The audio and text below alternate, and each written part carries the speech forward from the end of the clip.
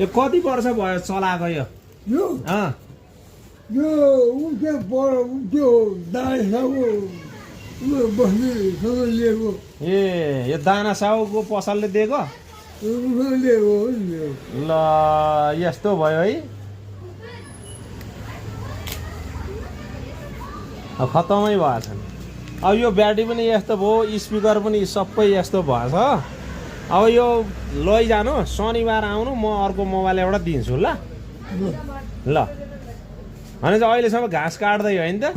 खसी बजारमा लगेर बेच्ने पैसा कति दिन्छ त अब कति 10 मुठा पुग्छ 1000 आउँछ 1000 दिन्छ दिन्छ ए 12 मुठा पुग्यो 1200 आउँछ ए मुठाको 1000 मुठाको 100 रुपियाँ अनि पैसा त धेरै होला नि त तपाईँसँग पैसा भए धेरै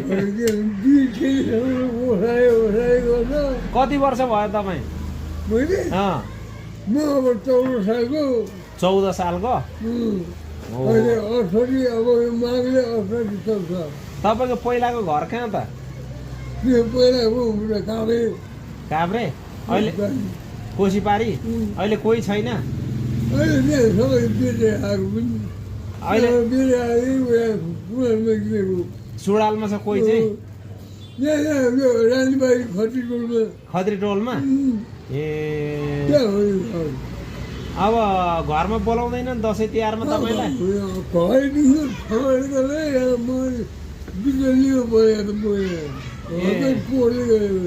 घर छैन अहिले यो कुरो के हो भने मेरो ज्यान सिकाएर उयो 3 भाइले मात्रै यो घर खाने सुरु गरेर के 3 भाइले खाने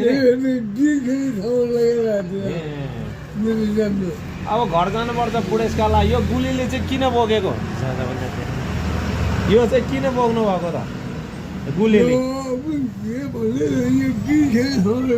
कवाले बाटोमा हिँड्नु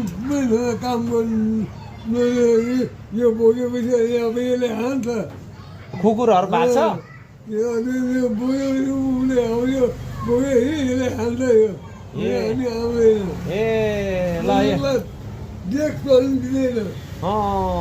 ल बुढेसकाल लाग्यो त अब दुःख गर्न सक्दैन होइन अब धेरै दुःख गर्नु हुँदैन ल शनिबार आउनु